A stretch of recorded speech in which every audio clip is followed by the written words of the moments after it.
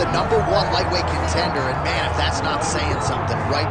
Got through the gauntlet at 155 pounds, made himself undeniable, and now tonight, TC, we find out what he has for the champion. It long has been considered the deepest weight class in the UFC. So you know to get here is very tough.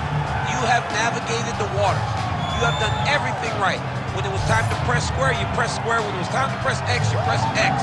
You better do it again tonight if you want to become the champion. There is no room for error as you try to win a UFC championship. And no room for a 1 pound allowance. He was right on the number, 155 pounds championship weight. Confidence is high that he will wrest the title away tonight.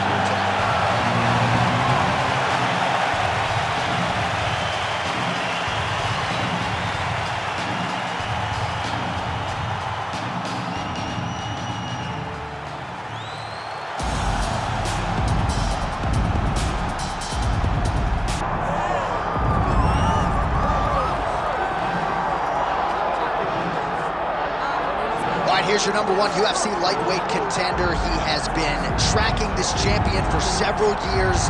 They've been on each other's radars. This is as big a fight as we can put together 155 fights. And just to watch a guy so locked in on the champion from the moment he made his debut.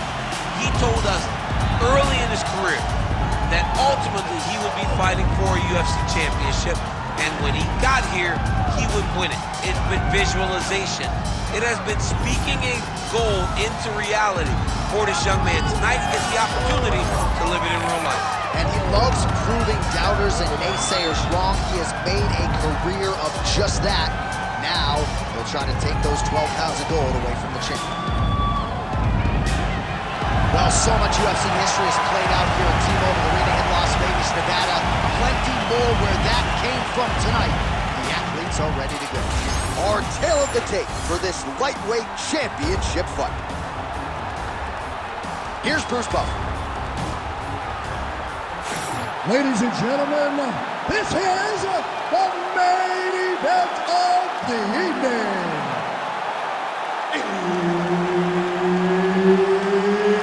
It's time! 5 rounds for the undisputed UFC lightweight championship of the world.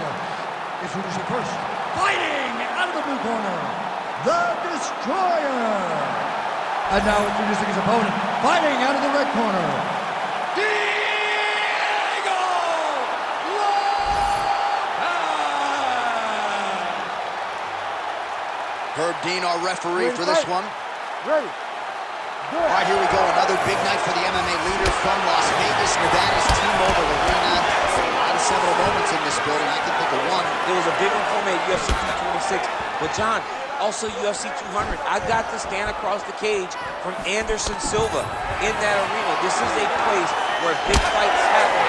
And tonight we get to stand amongst the legends at the T-Mobile Arena. Clipped him with the right hand there. Man, this is wild. If you like offense, these fighters are going at it. All gas, no brakes, baby. Let's go.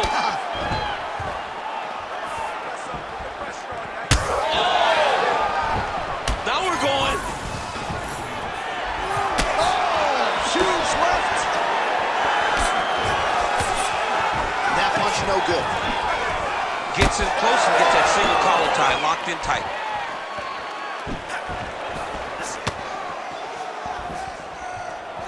Nice job by him defensively there. Oh, he's stuck in the guillotine. Oh, nice guillotine there. Ooh, that's tight. Might just be a matter of time now. Oh, he is out. How good is that? That is phenomenal submission defense by this young man. Great submission defense on display tonight.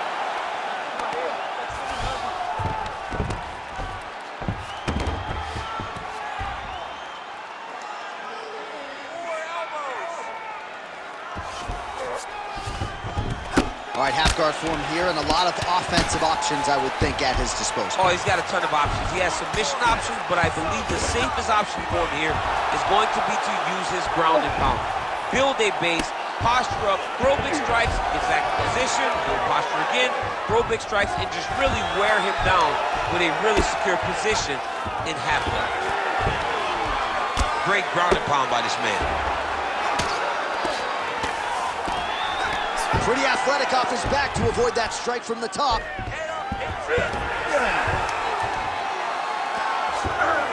This is where he wants to be. He is really doing a nice job with his head movement here defensively on the ground to avoid further punishment. He isn't waiting until his opponent throws. He's being proactive. And when his opponent throws, he's already moving, so he's missing it. Now he's going full mount.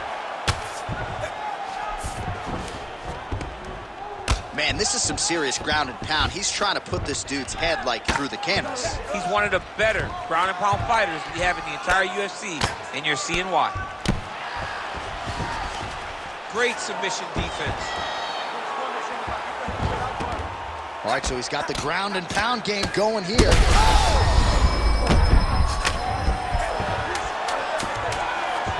Well, anytime you are in a ground fighting situation with this fighter, you're potentially playing with fire. Round 2 straight ahead. Great job, man. Here, take a deep breath. Nice job. How do you feel? That's right. Look amazing. Now you should smell blood. You almost had him out this time. I want you to keep. All right, so for one fighter, the round mercifully comes to an end as we look back at some of the action. What a display of ground and pound. It's his calling card. It's exactly what he's known for. He's known as a brutal ground and pound fighter, and he showed you just then why he's known as that in the MMA sphere. He's the guy that if he gets you down, he will dominate you with positioning and brutal, nasty ground and pound. Second round underway. That's a big hook. Really good vision to block that one.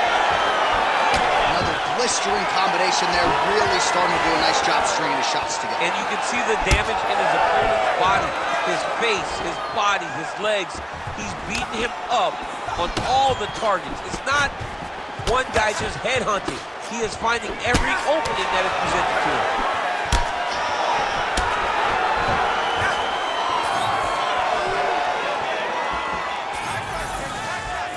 Oh, you land island. That's how we're doing here. Back to the jab now, no good. Big strike lands. Big strike lands. Now he was trying to chase down that move. Oh, there we go.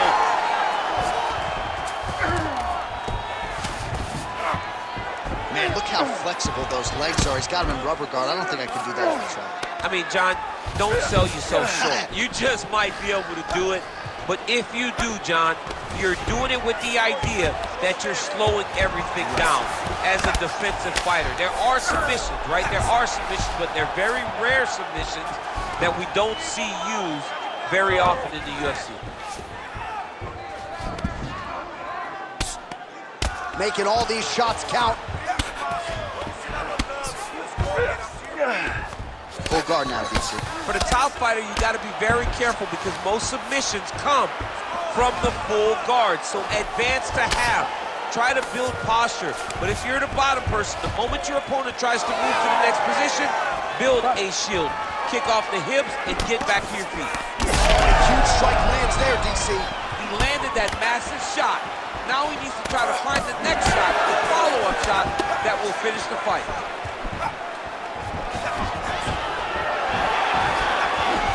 Well, he was a little bit lackluster in round 1. You can't say the same here in this second round. He has really picked up the pace, an uptick in the aggression and the output, and starting to find his range here in the pocket. He's back in the clinch position. This is where he has done a... Oh, well-disguised hip toss there to get his opponent down.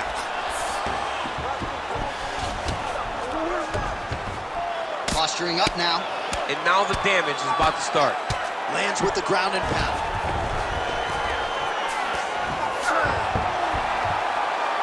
Man, another one lands. He's trying to pound his opponent's head through the canvas.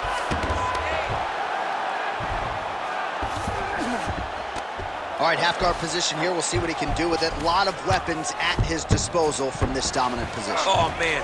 I feel for a wrestler, this is the most dominant position in all of fighting because wrestlers love control. Right. And to have your upper body free and your leg able to hold your opponent in position, it is like striking gold.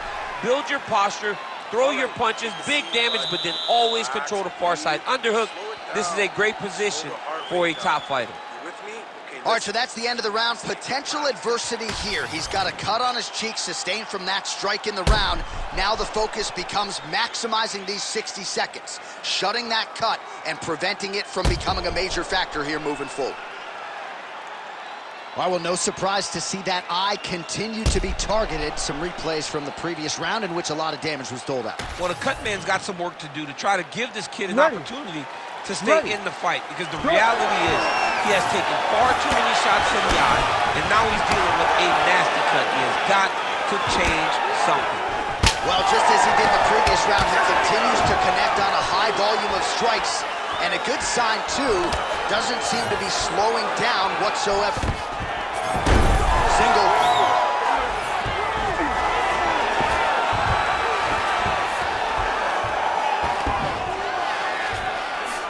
All right, so inside the open guard of his opponent. You gotta be careful playing around for too long here on the ground with this guy.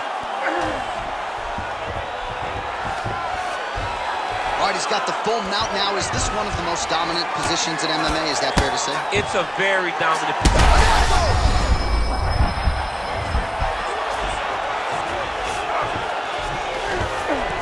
Half guard position here, DC. You have an extra hop in your step when you talk about fighters working out of this half guard. Oh, man. I like half guard as a top fighter.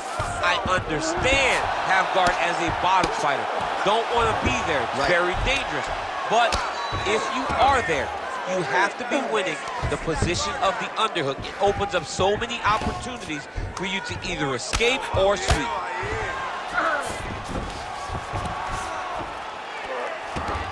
He's doing a really good job putting himself in position. Looks like he's got a couple hooks in here, DC, and defensively, you better be careful. Oh, this one could be over soon. All right, he's in a half-guard position here, DC, and in a good spot to dole out a lot of damage, I would think. A lot of damage can be done from the half-guard. You sit back on that leg, you press down into your opponent, you drop elbows, you drop punches. What is very key is you controlling the underhook on the far side.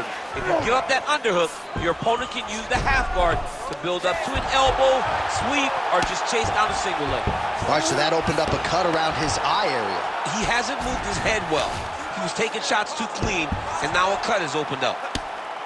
Man, this is some serious ground and pound here, DC. He's not just staying busy for the sake of staying busy. These strikes are doing damage. Oh, yeah, no pity pat to this guy. This guy's trying to land, and he's trying to land effective strikes. Back mount now. Print the shirts, ground and pound. Another ground and pound strike lands. Continues to apply pressure here in half guard.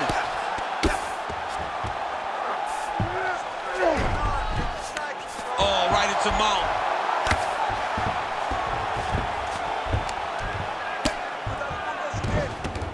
Continue. Oh, huge elbow!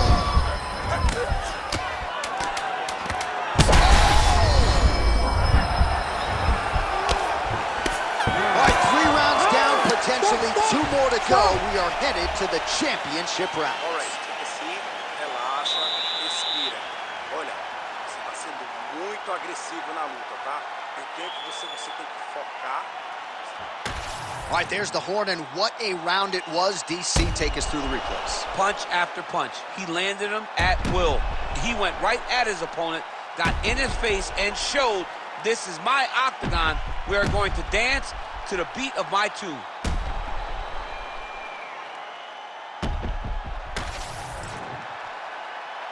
You ready to fight? Ready. All right, here's round 4, fight scheduled for 5 5-minute rounds. All right, here we go, 4th round of a possible 5. And this is the time where fighters are really tested, right? Dig deep, lean on the heart. We'll see who has the upper hand. You feel pretty good in round number 5. Round number 4 is the one that really does test the fighter. It really does test the mettle of the guy inside of the octagon. Oh, he jumped guillotine right away. That guillotine is tight. Oh, and he's out. Working in half guard here, making these shots count. Well, sometimes our stat guys are stingy with these submission attempt numbers. There have been a lot of them here. Submission defense has held up every step of the way. Yeah, he's a great grappler. and he's really, really good defensively because he is so aware of all situations when he's on the ground. He has done an amazing job staying out of those submissions.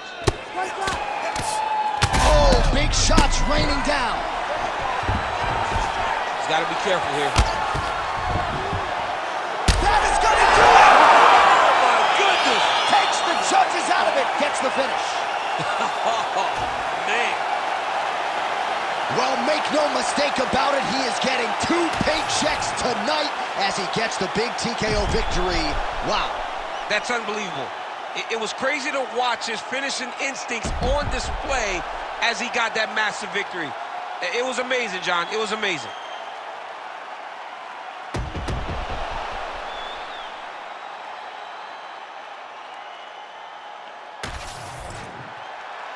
All right, the decision is inside the octagon. We send it to the veteran voice. Here's Bruce Buffer. Ladies and gentlemen, referee Herb Dean's called a stop to this contest at 1 minute, 54 seconds of round number 4. Declaring the winner by TKO and new UFC lightweight champion of the world, the Destroyer. Oh, what a moment there it is for the new UFC lightweight champion. I'm not crying. You're crying. Are you crying? I mean, almost it's hard not to feel emotional when you watch someone accomplish something that they set out to do so long ago. Congratulations to the champ. He did a great job in winning his belt.